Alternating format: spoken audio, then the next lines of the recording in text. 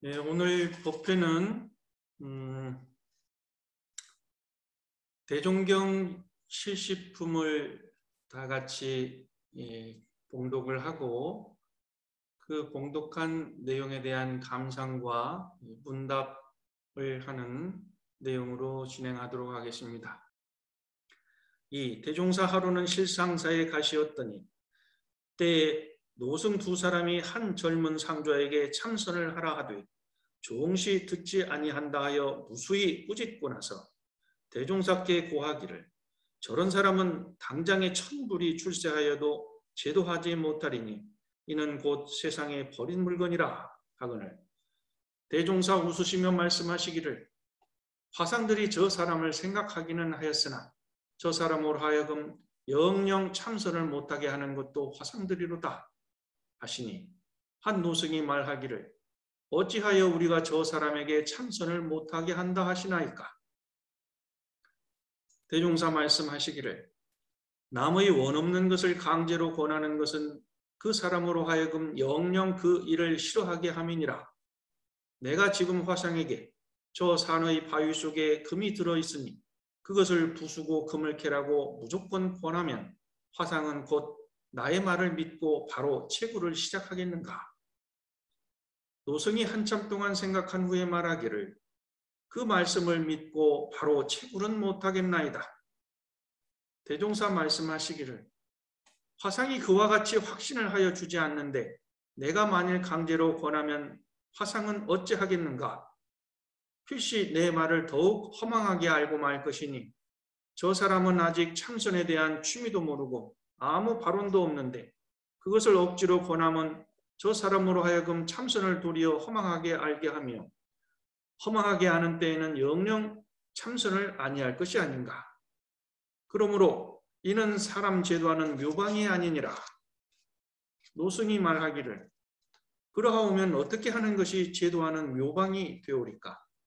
대종사 말씀하시기를 저 바위 속에 금이 든 줄을 알았거든 내가 먼저 채굴하여다가 그것을 광채 있게 쓰면 사람들이 나의 부유해진 연유를 알고자 하리니 그 알고자 하는 마음의 정도를 보아서 그 내역을 말하여 준다면 그 사람도 얼마나 감사히 그 금을 채굴하려 할 것인가. 이것이 곧 사람을 제도하는 묘방일까 하노라. 노승들이 고쳐 앉으며 말하기를 선생의 제도하시는 방법은 참으로 광대하나이다 하시나. 5. 한 제자 성행이 거칠어서 출가한 지 여러 해가 되도록 전일의 악습을 도무지 고치지 못하므로 제자들이 대종사께 사뢰기를 그는 비록 100년을 법화에 두신다 하더라도 별 이익이 없을 듯 하오니 일찍 돌려보내시어 도량의 풍기를 깨끗이 함이 좋을까 하나이다. 대종사 말씀하시기를 그대들이 어찌 그런 말을 하는가.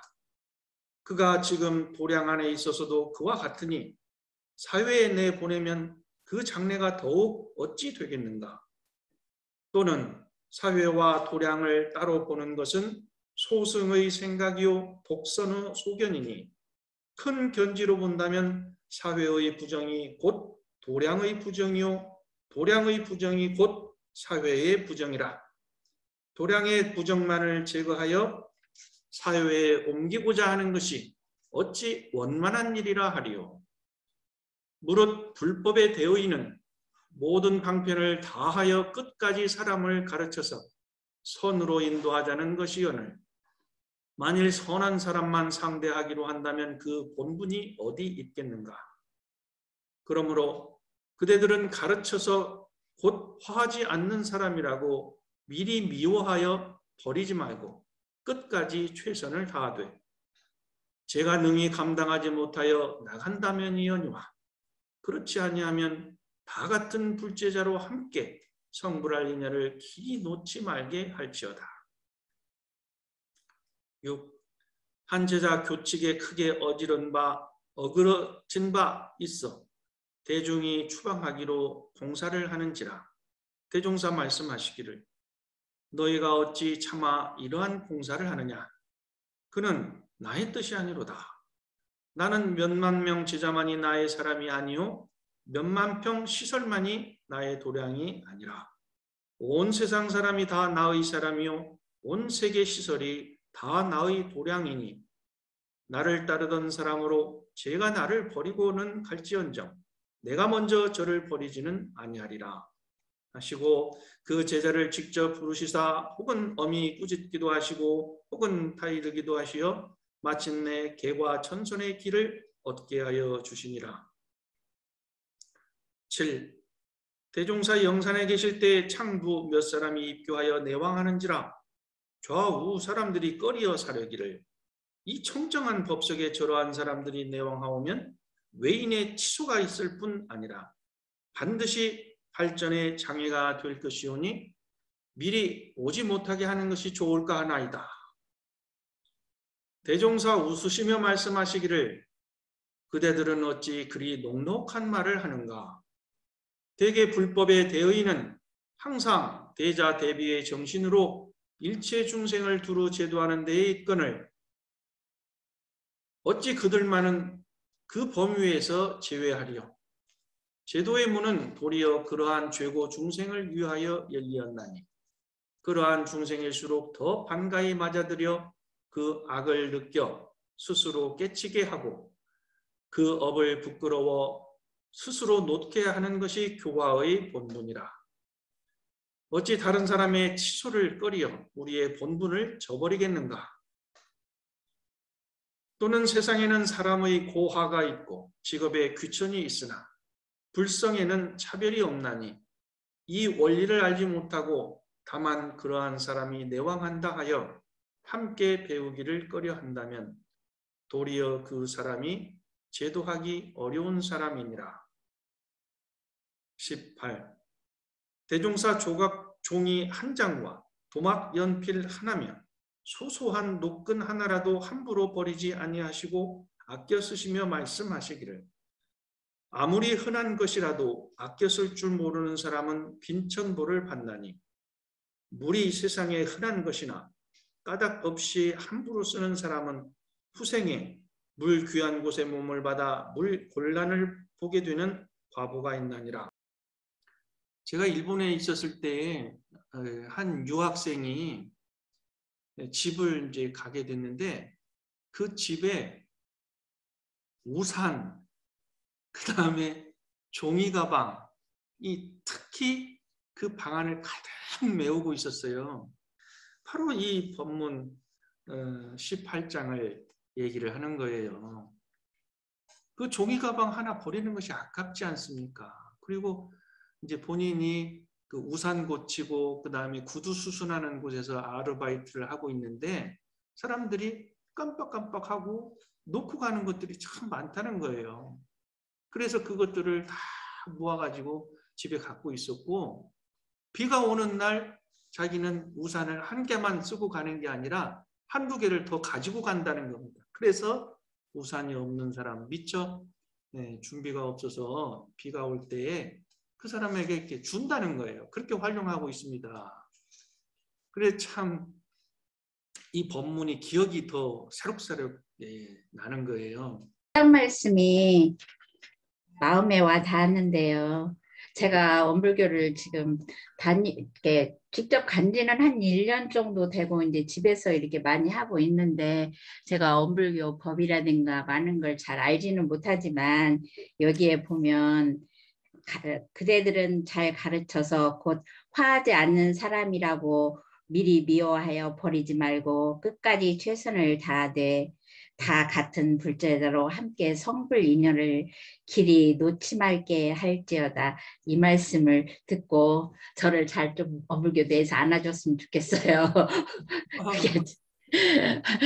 그래서 제가 원불교 신자로서 거듭날 수 있게 모든 도반들이 잘 도와줬으면 좋겠습니다. 이상입니다. 네. 우리가 효명님처럼 이렇게 열심히 하시는 분을 누가 뭐라고 하는 사람이 있겠습니까? 스스로 이제 아직 내가 공부가 부족하다라고 하는 말씀을 겸손하게 하시는 말씀 같은데요. 예, 여기서 이제 성행이 거칠다라고 하는 것은 마치 이제 고삐가 이렇게 풀어진 망아지, 송아지처럼 막 거친 사람이 있어요. 그러니까 도량에 왔어도 교당에 왔어도 막 자기 성질대로 막 하는 사람이 있거든요. 이런 사람들이 이제 성행이 거칠다. 성격이 막 거칠고 성품이 막 그래서 말도 함부로 하고 뭐 행동도 함부로 한다. 뭐 이런 사람이 있거든요. 그러니까 이제 그런 사람을 이제 미워하는 거예요. 아, 저런 사람 우리 교당에 안 왔으면 좋겠다. 그러니까 대종사님께서 이 도량과 사회를 둘러보지 말라. 굉장히 크게 보시는 거죠. 저런 사람을 더 품 안에 안아서 도량에서 더 저 사람을 제도를 하는 것이 우리들의 본분이 아니겠느냐, 이 말씀을 하시는 거죠. 여기에서 이제 대종사님께서 이 말씀이 보면은 이제 우리 중생들의 생각과 대종사님 성인의 생각의 그 차이를 느끼게 되는 거예요. 그래서 이제 사회와 도량을 둘러보지 않는다. 그 말씀. 그 다음에 그것이 이제 독선의 소견이다. 또는 그것을 이제 소승의 모습이다. 이런 말씀을 하시잖아요. 그래서 이제 여기에서 이제 우리들의 본분은 사람들을 이제 성행이 거친 사람을 성행이 유순하고 현명한 사람으로 만들고 또 이제 그렇게 하면은 내가 가르쳐 주는 사람, 내가 배우는 사람이 되어서 우리가 다 같이 성불재종하는 인연이 되는 것이다. 이렇게까지 이제 말씀하시는 거거든요. 그러면서 이제 우리들의 본분이 우리 도량만 깨끗하고 우리들끼리만 잘 사는 게 아니라 결국은 이 도량과 세상이 둘이 아니기 때문에 이 세상을 우리가 다 깨끗하고 도덕효상으로 만드는 것이 본분이고 또 그런 성불재종에 서로의 인연이 되자 하는 거죠. 그러니까 성행이 거친 사람은 저 사람은 내가 상대하기도 싫다. 그게 아니라 저 사람을 교화하려고 하는 그 대종사님과 같은 마음을 가져서 이것이 서로가 성불재종하는 인연이 되는 것이다. 이렇게 하자는 것이죠. 네, 호산 김호준 교도님. 네. 저는 대종사님께서 우리 원불교 교단은 어떠한 사람이 와도 그 사람을 수용해야 된다는 그런 법문이 시식품이 있었거든요. 뭐냐면 기생 일을 하시는 분들이 우리 교당에 출입을 하니까 그분들로 인해서 우리가 이미지가 약간 손상되지 않을까 하는 걱정을 하는 구절이 있습니다. 네. 그 말은 대종사님께서는 우리 종교라는 것이 이 직업의 기천이나 신분의 차별 그런 것들을 두지 않고 모두 다 공부하는 도반이라고 이렇게 생각하고 같이 마음 공부하면서 이 세계를 극락세계로 만들고자 하시는 그런 말씀이라고 저는 생각하고 그것에 상당한 큰 의미를 두고 있습니다. 이상입니다. 네. 7장의 말씀이죠. 7장에 네. 이제 창부 몇 사람이 입구에서 이제 왔다 갔다 하니까 세상에 저런 사람들이 어떻게 우리 도량에 오느냐. 다른 사람들이 보면 원불교는 창부들이 막 다니고 있는 이렇게 조소를 할 것 같아서 오지 못하게 하면 어쩌겠느냐. 이게 제자들이 그러시니까 대종사님께서 우리 불법의 대의는 대자 대비의 정신으로 일체 중생을 두루 제도하는 데 있기 때문에 어찌 범위를 정하겠느냐 그런 것이죠. 그래서 그러한 중생일수록 우리가 더 반가이 맞아들여서 스스로 뉘우치고 스스로 깨우쳐서 교화하는 것이 우리 본분이다 이런 말씀을 하셨죠. 직업의 귀천이 있는 것이 아니다. 이게 혹시 이제 반대로 말이죠. 우리는 아주 사회의 저명인사, 유명한 사람, 유명한 연예인 이런 사람들이 원불교 오면은 와 우리 원불교 막 드러날 것 같은 그런 좋은 말들을 하잖아요. 근데 이제 반대로 이렇게 사회의 질타를 받는 사람이라고 이런 사람들이 온다고 하는 것을 꺼린다고 하는 것은 대자 대비의 정신에 맞지 않다. 이제 이런 말씀을 하셨기 때문에 이제 그걸 새기게 됐죠. 좋은 말씀 감사합니다. 네, 저는 실시품 2장 말씀이 제일 마음에 닿는 것 같아요. 2장 네. 말씀이 이제 산속에 바위 속에 있는 금을 캐서 잘 사용하게 되면 금을 산에 있다고 말만 해서 갖다 캐라고 하는 것보다는 훨씬 이제 효과가 있다는 말씀인데요. 이게 자녀 교육할 때도 그렇고 사회생활하는 데서도 확실히 효과를 나타내는 것 같습니다. 아이들한테 책을 읽으라고 하거나 아니면 운동을 하라고 하거나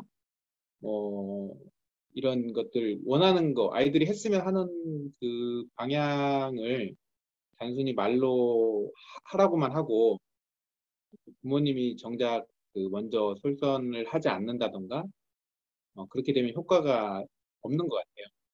그래서 본인이 먼저 책을 읽으면 아이들도 따라서 자연스럽게 읽게 되니까 굳이 본인은 읽지 않으면서 책을 읽으라고만 하는 것보다 훨씬 효과적인 것 같고요.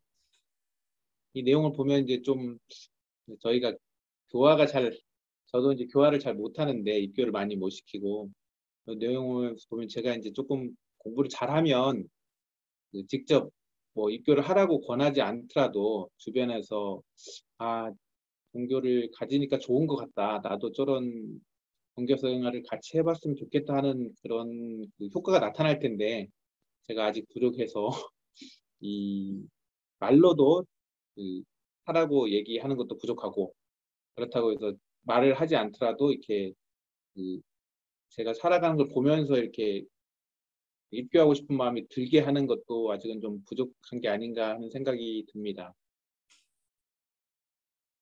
네, 감사합니다. 이 지금 2장의 말씀은 남이 원이 없는데 강제로 권하게 되면은 영영 그 사람으로 하여금 그 일 자체를 싫어하고 인연이 멀게 하느니라라고 하는 것이 이제 핵심이고 또 그 사람에게 참다운 이제 가르침은 내가 솔선수범으로 그것을 보여주면 그 사람이 따라서 할 수 있다 이 말씀입니다.